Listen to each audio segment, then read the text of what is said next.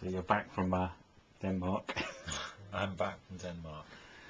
So, okay, silly question number one, how does it feel now to have done it, sort of to have another world record?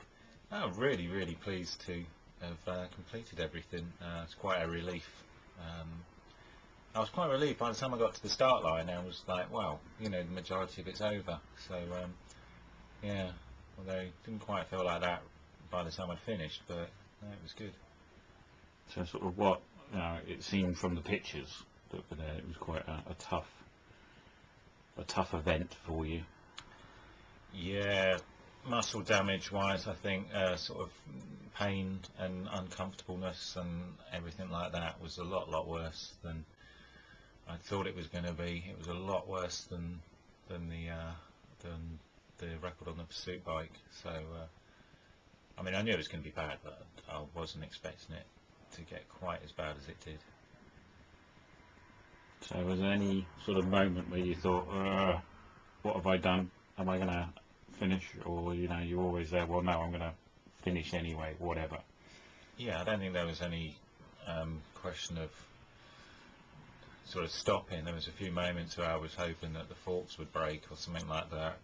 Falling off did seem preferable to continuing, but you can't just stop, No. obviously. So you just have to think, well, it's not forever, although it did feel like it at the time. So, I mean, how pleased were you with the time? I remember you sort of had a chat before you went, sort of, Yeah, to break the 40 mark.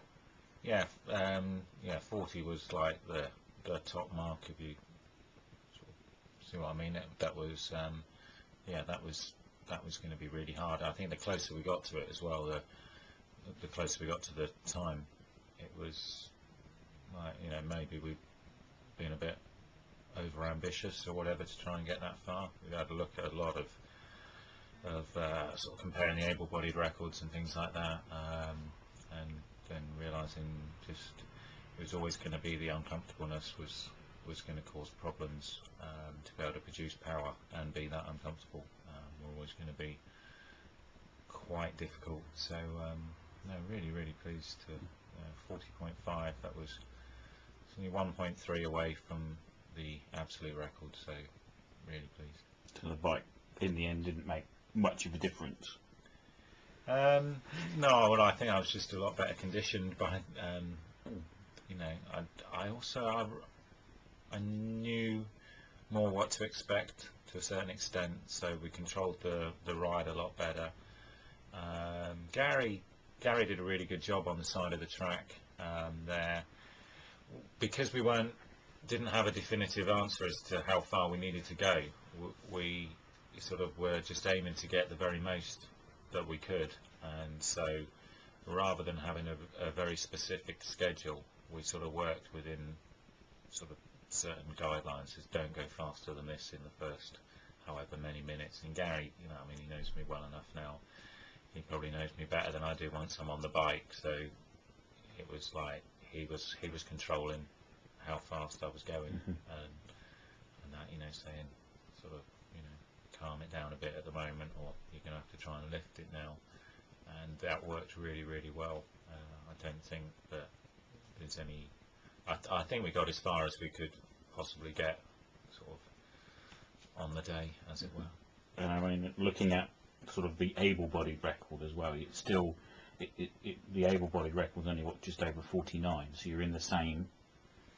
You know, you're only only 10 kilometers, only sort of 9 kilometers. Yeah, I think it's like 9.2. It's a long way. You know, I don't look to compare records like that in that sense. But we looked around to see the able-bodied one that was the furthest gone on what we would class as a conventional pursuit bike. Because obviously the Superman position that Chris Boardman holds the ultimate hour record with is a lot more aero than the position that I used, but you're not able to use that position now. So we found that Tony Rominger had gone the furthest in that position, in the classic pursuit position, and that was I think 55.6 k's. So I think so. That was the one we used as the guideline between the two records. So you know, and sort of work on percentages, obviously back down from there. So that's where we got the information from regarding that, I suppose. So I mean, sort of any sort of side effects from sitting there for an hour on the bike like that? The worst thing, I mean, yeah, muscle damage was quite intense. Really bad. The back of my hands and my wrists were really sore. I had a lot of muscle damage in especially my inner thighs were very swollen. Started swelling up by Tuesday. They were like, especially the left side was really swollen. The muscle down the inside of your thigh. I had to use a lot of ice on that. I wasn't able to actually pedal all the way around a pedal rev until about the Thursday, and even then it was very uncomfortable. Went out on the Saturday on the road, and I was still pretty sore then. So yeah, it's taken like a week of soreness, and the first 4 or 5 days sort of really quite extreme soreness. So yeah, it was pretty horrible. Okay, well, thanks. So what's next? Next, well, it's just more of the same. Not our records, but you know, I haven't really laid super specific goals at this moment. We've got the BT World Cup in Manchester in May. Just really looking forward to that. Don't know the schedule for that yet, so but that would be just to get some good rides there. Looking forward to hopefully riding